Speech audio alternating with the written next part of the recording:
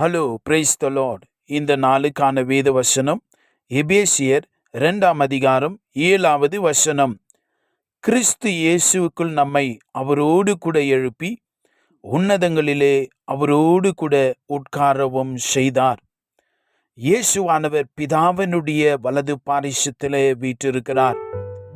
இயேசப்பா தம்முடைய மகிமையான இரக்கத்தினாலே, சிலுவை மரணத்தினாலே ஆவிலே மரித்தவர்களாயிருந்த நம்மை, அந்த மரணம், நம்முடைய ஆவிக்குரிய மரணத்திலிருந்து நம்மை மீட்டு ஜீவனை தந்து நம்முடைய ஆவி உயிர்ப்பிக்கப்பட்டு புதுப்பிக்கப்பட்டு இன்றைக்கு நாம் அந்த ஆவி மனுஷன் இன்றைக்கு பிதாவாகி தேவன், குமாரனாகி இயேசு கிறிஸ்து அந்த வரிசையிலே நம்மை அவரோடு கூட உன்னதங்களிலே உட்கார வைத்திருக்கிறார். அல்லேலூயா.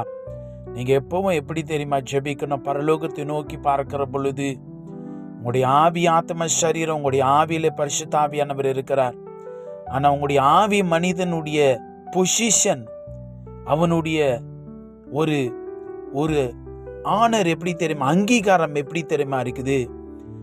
ஏசப்பாவுடைய அந்த அவருடைய லைன்ல அடுத்தது அவரோடு கூட உங்களை உட்கார வைத்திருக்கிறார் என்று சொல்லி அங்கிருந்து யோசிக்கணும், அங்கிருந்து ஜெபிக்கணும், அங்கிருந்து தேவனை ஆராதிக்க வேண்டும். அல்லேலூயா. When a person sits on his chair, he can use his authority rightly. இன்னைக்கு தேவனுடைய பிள்ளைகளாகிய நாமும் கூட உங்களுடைய சேர்ல இருந்து நீங்க செயல்படுங்க. அங்கிருந்து நீங்க பண்ணும்போது you will be very powerful. அல்லேலூயா. அதனால அன்பான தேவ பிள்ளையே, நீங்க அடிமைத்தனத்துக்கல்ல, ஆளுகை செய்கிறவர்களாய் அழைக்கப்பட்டிருக்கிறீர்கள். ரோமர் 5:17 வாசிக்கிறோம். அவர்கள் ஆளுவார்கள் என்பது நிச்சயம். They will rule as a king. எனக்கு அன்பான தேவனுடைய பிள்ளைகளே, ஏசப்பாவுடைய சாயல், அவருடைய அதிகாரம், அவருடைய வல்லமை உங்க மேல இருக்கிறது. மரணமும் ஜீவனும் உங்களுடைய நாவில் இருக்கிறது. நீங்க இப்ப என்ன உங்க வாயில நீங்க சொல்லுவீர்களோ, ஜீவனை பற்றி பேசுங்க, சுகத்தை பற்றி பேசுங்க, நன்மையை பேசுங்கள், ஆசீர்வாதத்தை பேசுங்கள். உங்களுடைய குடும்பம், உங்களுடைய வாழ்வு செழுமை அடையும். காரணம், நீங்கள் ஜீவனை பேசுகிற பொழுது பரலோகத்தின் தேவன் அதை அங்கீகரிக்கிறவராய் இருக்கிறார். நாம் வாசிக்கிறோம் 2 தீமோத்தேயு 2:12, அவரோடு கூட பாடுகளை சகித்தோமானால் அவரோடு கூட ஆளுகளையும் செய்வோம். நாம் அவரை மறுதலித்தால் அவரும் நம்மை மறுதலிப்பார். அருமையான தேவ பிள்ளையே, நீ பிசாசுக்கு அடங்கி போகிறதுக்காய் அல்ல, பிசாசை அடக்குவதற்காய் தேவன் உன்னை அபிஷேகித்திருக்கிறார், அதிகாரம் கொடுத்திருக்கிறார், வார்த்தையை கொடுத்திருக்கிறார். ஆமென். நீங்க எதையும் பயன்படுத்தாட்டி உங்களுக்கு தான் நஷ்டம்.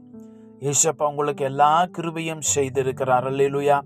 பரிசுத்த ஆவியானுடைய பலன் இருக்கிறது. அவரோடு கூட உங்க உட்கார வைத்திருக்கிறார், அதிகாரத்தை கொடுத்திருக்கிறார். பிசாசு எதிர்த்து பேசுங்கள், போராட்டத்தை எதிர்த்து பேசுங்கள், வியாதியை பார்த்து வெளியில போ என்று சொல்லுங்கள், அது கீழ்ப்படியும். காரணம், நீங்கள் பேசுகிற ஜீவனில இயேசுவின் அதிகாரம் கலந்து வருகிறது. அது அப்படியே நடக்கும். நீங்கள் ஆளுகை செய்கிறவர்கள், நீங்கள் தோற்று போகிறவர்கள் அல்ல, நீங்கள் ஜெயங்கொள்ளுகிறவர்கள், கிறிஸ்துவின் சாயலை கொண்டவர்கள். ஆமென். நாம் செபிக்கலாம். பரலோகத்தின் பிதாவே, உம்முடைய மேலான தயவுக்காய் ஸ்தோத்திரம். எங்களை உம்முடைய சித்தத்துக்காய் அழைத்து அவைகளை இந்த பூமியில நிறைவேற்ற நீர் வாஞ்சை உள்ளவராய் இருக்கிறபடினாலே ஸ்தோத்திரம். உம்மோடு உன்னதங்களில் உட்கார வைத்திருக்கிறீரே, அந்த பாக்கியத்தை, இரக்கத்தை, கிருபைகளை நாங்கள் உணர்ந்து அவைகளின்படி வாழ, உம்முடைய நாமத்தின் மகிமைக்காய் செயல்பட உம்முடைய பிள்ளைகள் மீது உற்சாகமான ஆவி, பலத்தின் ஆவியானவர் இறங்கி அவர்களை தொடுவாராக. நாமத்தை நீர் உயர்த்தும். இயேசுவின் நாமத்தில் ஜெபிக்கிறோம் பிதாவே. ஆமென். God bless you.